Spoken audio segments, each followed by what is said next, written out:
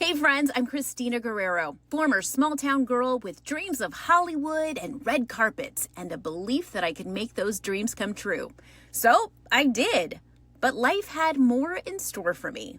From a drinking problem to getting sober, then a breast cancer diagnosis, and finding God. I discovered a strength in me I never knew I had. I wrote a memoir about my life she believed she could. So in each episode, I'm sharing one chapter from my story. From page to podcast, this is She Believed. Oh gosh, friends, you came back. Well, welcome back. I'm Kristina Guerrero, your host on this wild ride we call healing and hustling and holding on to hope. Okay, so in episode 1, because God told me to, I shared with you why I'm doing this podcast in the first place. And spoiler alert, it wasn't my idea, okay? God called me to tell my story. And honestly, when the big guy up in the sky tells you to do something, I'm sorry, but you gotta do it. And so here I am. Now, today's episode is called The Big Believe. Man, I love that title so much, if I might say so myself. We are rewinding back to the beginning, back to when I was broke and I was a big dreaming small town girl with an old dented up Ford and absolutely no fashion sense and exactly zero Hollywood connections. And yet somehow I ended up on national television, like big time. We were talking about those early days, and I'm going to share with you about this delusional belief that little old Kristina had about getting to Hollywood. All right, we are going to start with an excerpt from my memoir, She Believed She Could, which I am reading you small little portions out of my memoir. And guys, you didn't even have to buy the book, okay? You're welcome. All right, friends, here we go. Here is a chapter from my book. I must have been about 10 years old when I discovered my dream job.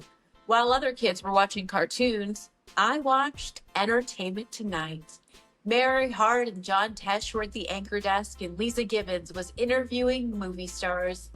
I was captivated by this magical land called Hollywood, where the sun shined brightly on beautiful movie stars and everyone seemed to be having the time of their life with no care in the world. By 7th grade, I was already telling anyone who would listen I would be on TV one day. I know this to be true because a few years ago, I received a Facebook message from my classmate, Ruby Hernandez. I remember you telling me in Mr. Lyons' 7th grade homeroom class that you were going to be on TV, and you did it. I also told Gene Santoy in that same class that I would thank him in my acceptance speech when I won an Emmy. We lived in Cowtown, Sunnyside, Washington. What the heck did I know about winning an Emmy at 13? I signed my junior high yearbook. Keep my autograph. I'm going to be famous. When asked what I would do after high school, I'd confidently say, I'm going to college, and then I'm moving to Hollywood to be on Entertainment Tonight. People almost always responded with laughter and teasing, followed by the question, no, really, what are you going to do? I'm going to be on TV. I'm going to interview movie stars on the red carpet. I will be at the Oscars. I'm not sure I could be any clearer. My dream was to be on TV, interviewing movie stars on the red carpet, and I never wavered. Not once. I just knew it. I don't know why. I don't know how, but I just knew it.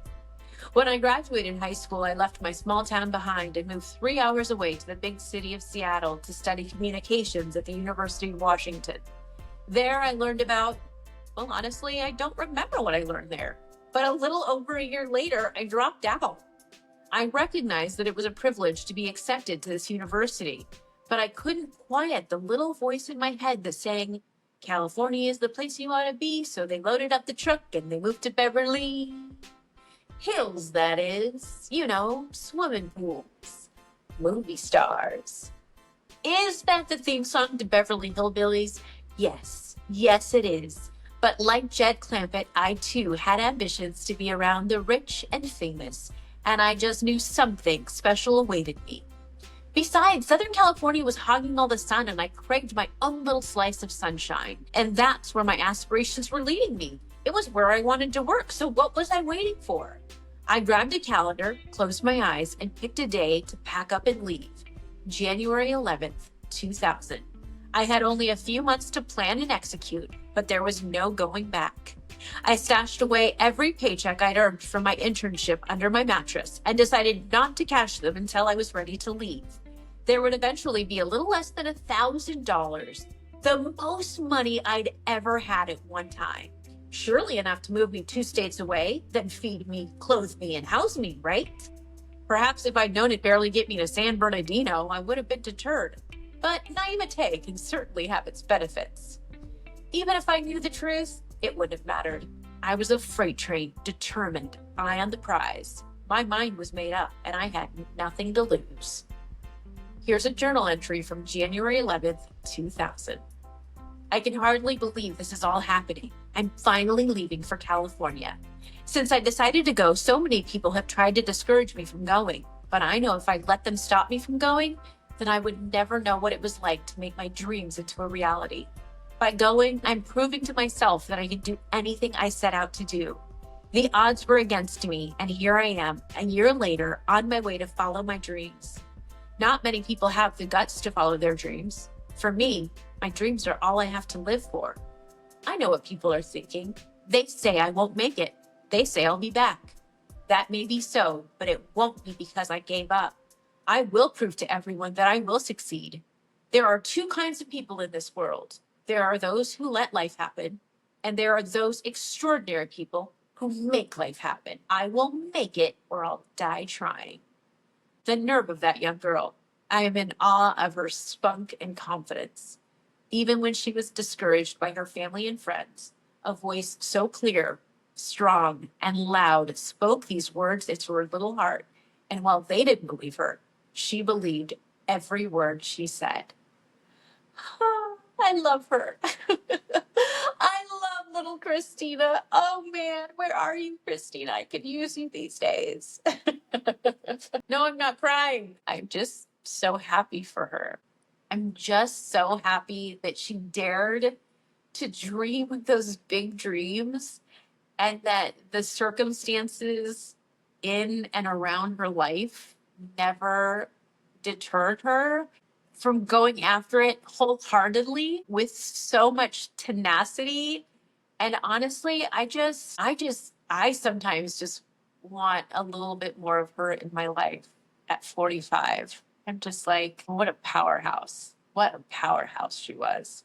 All right, she turned into a pretty good powerhouse too. Gotta give credit where credit is due. All right, so yes, anybody who knows me from that time in my life, from being a little girl into junior high and high school and then college, knows that I absolutely 100% without a doubt wanted to be on Entertainment Tonight, wanted to interview movie stars on the red carpet. And it was the dream. It was my dream. And when I say that I knew it, I look back on that time in my life and I don't know how I knew it, but I knew it. People would say, there's so much competition in Hollywood. Like, what makes you think that you're going to make it? And I used to think to myself, somebody has to make it, right? Somebody gets to be on TV. Somebody gets to have that job. Somebody gets to interview movie stars. Why can't it be me? Somebody has to have that job. I'll take it. And I really, really felt that wholeheartedly. And so that's why even at 19, I was 19 years old when all of that went down. I knew that I was meant to move to Hollywood and just tackle it. Just go for it. Just go for it. I had nothing to lose. I think that's the beauty of being 19 or just being so young when you don't have anything to lose. Maybe you don't have kids yet, or you're not married, or nothing's tying you to anything else. At that time in my life, I was baroque. I had no money, no prospects. And so I had nothing to lose, right? As we get older, certainly this is how I feel, is that now I have kids that I'm responsible for, and I'm in a marriage that is a 2-way street. And, I have finances that I have to think about and a mortgage. And well, shoot, it's really hard to risk that big when you have responsibilities. But when you're 19, hey, go for it. That's when I see the young people, I'm just like, oh God, you'll never have this time back again. Just go for it. Go big or go home. Although I never had any intention of going home. I was going to go big and I was going to make it big. I want to tell you a little bit about that time in my life, and we'll certainly get into it more in the future episodes. But when I say I had nothing to lose, I really didn't come from a whole lot. We struggled um, as a family with money, and my dad was an alcoholic, and he spent much of his life in jail. And my mom struggled to make ends meet. She used, the public assistance and food stamps to be able to take care of us. And we lived with my grandmother because we didn't always have a place to live. And I just saw that struggle and it was so hard for me. But I just rejected the notion that I had to stay that way, that I had to stay living that way. And so for me, Hollywood and being on TV represented a freedom and a glamour and money. And that is what I wanted so desperately. But with that being said, there's a way to, I could have gone into finance, or I should have gone into finance, but there's other ways to make a crap ton of money, right? And so, but for me, it was really specifically, I wanted to be on TV. I loved the idea of performing. I loved talking to people. I loved, finding out how I connected with other people from a very young age. My mom's like, "You talk too much." That's the first chapter in my book. It's called "You Talk Too Much," because my mom would say, "You talk too much." I would just talk to perfect strangers all the time, and my mom's like, "You can't talk to perfect strangers." When I would be eating at dinner and I'd say, "Mommy, I'm full," and she's like, "You're full because you're full of air. You're talking too much." She sounds just like that. "You're full of air. You're talking too much." No, she doesn't talk like that, but she just always said that I was always just super chatty, super personable. And so when I realized that my love of performing and talking to people and writing, that could all come together as an entertainment journalist, I was like, "Ooh, what is this? That's a real job." That's kind of what I went all in on. And so, yeah, I don't know how to explain it. I really don't know how I knew that this was my calling, but it was. I do say it was from the grace of God, and I always like to correct that and say that it was through the grace of God, but it's not really because he's like, I really could use a correspondent to interview Julia Roberts on the red carpet and find out, which dress she's wearing. I don't think he's into that kind of thing. I mean, I don't know, right? But I really think that my calling and my gift was to connect with people. And so my love of Hollywood and my love of the arts and creativity and movies and television, it just all kind of came together in that way. So when I moved to LA, I was 19 years old. I dropped out of UW. I moved to LA, and oh man, that was a time. That was a time that I absolutely loved. Yeah, so I had a couple of bucks. I moved to Hollywood. And when I say I moved to Hollywood, I actually moved about 30 minutes outside of Hollywood in this area called Fullerton. And it's Orange County, which, if you are familiar with Southern California, Orange County and Hollywood might as well be on two separate sides of the coast because they're so different. So once I realized that I was not quite in Hollywood, not as quite as close to Hollywood as I thought, I actually moved to Hollywood, or moved to LA. I ended up going to the University of Southern California, USC, fight on. But what's so crazy that I left my apartment in Orange County, moved to LA without a place to live. And so when I got to USC, I was living out of my car. And I'm careful not to say that I lived in my car because that's kind of a cooler story, but I don't live in my car.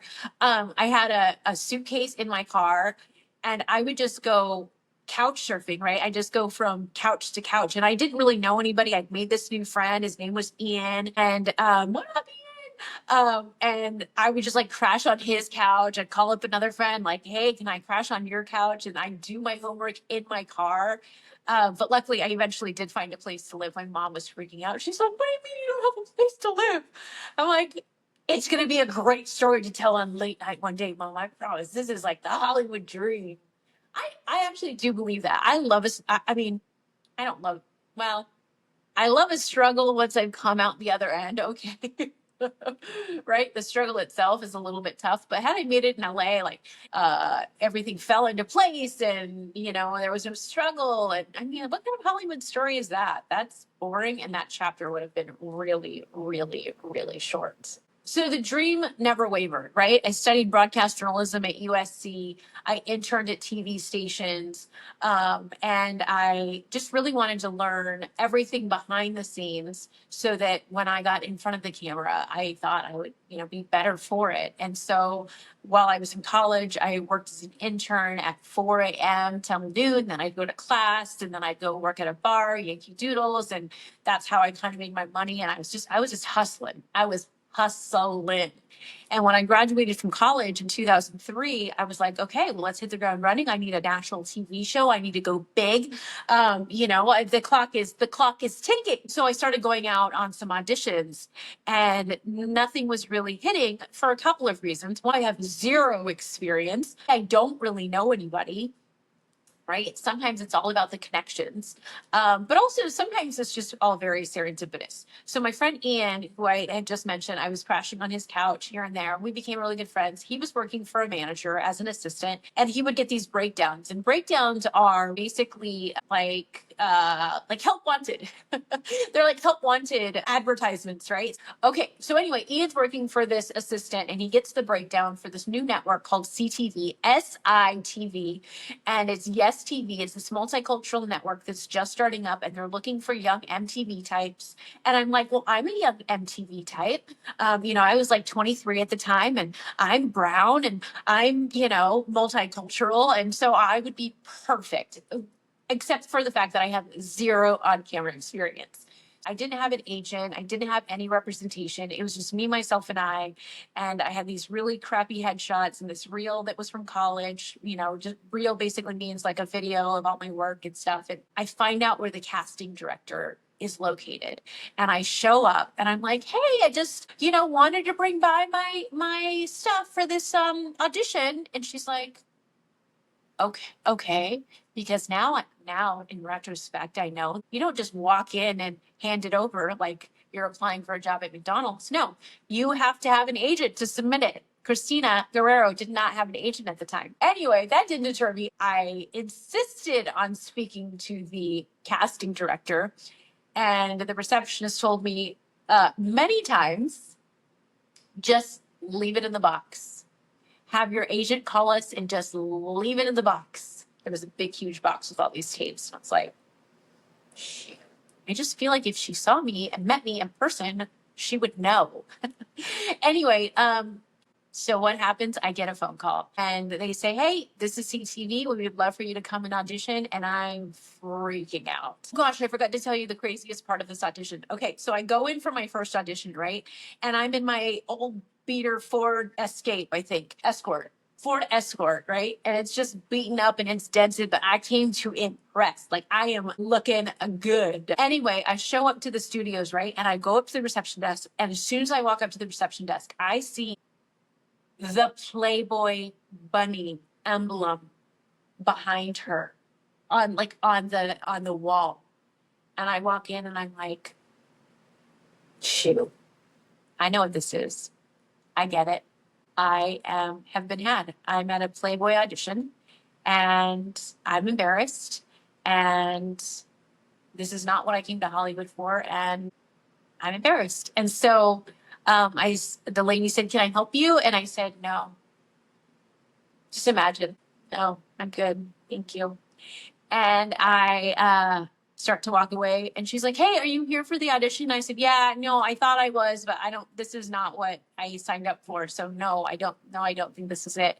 And she said, no, they're just borrowing our studio. This isn't for Playboy. Don't worry. I was like, oh my God, thank the Lord. Could you imagine? Oh goodness. I'm like cast as sexy maid number 2 for my first big Hollywood break. Anyway, I go to audition number 2 and then I go to a meeting and then I go to another audition and a chemistry test and I booked the job. My roommate Kellyanne and I were like jumping up and I get the phone call. We're jumping up and down and I get my first real legit TV job. I don't know. I hate to go back and look at those videos of what that looks like, but because I imagine that I was not very good.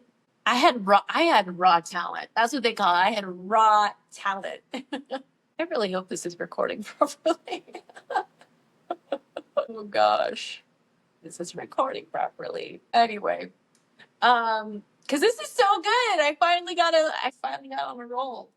The Big Believe. Yeah, this is such a beautiful part of my story. I absolutely love this part of this fun and gritty story because she believed she could move to Hollywood and she believed she could crack open a door and she did, because after that, after I got booked on CTV's The Rub, which was a relationship talk show, which, by the way, at 23, I know nothing about relationships. That was my first big break. I was so lucky that doors started to open. I walked into Access Hollywood and got to interview Jim Carrey on the red carpet for Access Hollywood. And I got to be the face of a cosmetics line, which was freaking awesome as well. And I flew to New York and got to do that. And doors just started opening from that one belief. Like, she knew it. She knew it. And there were so many times that I was like, am I crazy? This is not, no, this can't possibly be. What am I thinking? Like, this is crazy. I can't just like make it in Hollywood. And then I did. And for me, that is a testament to the belief of a young dreamer's heart. And if you don't give in to negative talk from yourself or from others, insecurity, if like you're called with a dream, whatever that dream might be, that dream might not be Hollywood. Okay, let's just put it out there. It might not be that, but whatever your belief is, man, don't let that go. Hold on tight to that and don't take no for an answer. Continue to walk that path and let those doors open. Because right on the other side, when that belief turns into reality, that's kind of what makes it all worth it. And if you take anything away from this episode, I hope that it is this, that you don't have to have it all figured out, right? You just have to believe that it is possible, even when no one else does, even when you don't always believe it. Because that little girl who believed that she could be in Hollywood interviewing movie stars, well, she's the same woman who is sitting right here and telling you about her life beyond her wildest dreams. All right. But I will say that belief isn't always enough, right? Because next week I'm going to share with you a chapter that I never thought I would share. And it's the one where I had to let go of the thing that was holding me back the most. And it was when I stopped drinking. And I will tell you that it changed everything. It's raw, it's real, and I'm telling the truth, not just for me, although it's super helpful to remind myself, but for anyone who has thought that maybe they need help. So until then, thank you guys so much for listening or for watching. Please share this episode with someone who needs a little reminder to believe in themselves. All right. We'll see you next time. Bye, guys. Hey, you're still here. Man, your dedication to get to the end, that's inspiring. I'd be so grateful if you hit that follow button and share this episode. And if you really loved it, hey, leave a review, because validation is my love language. Until next time, in the immortal words of Journey, don't stop believing.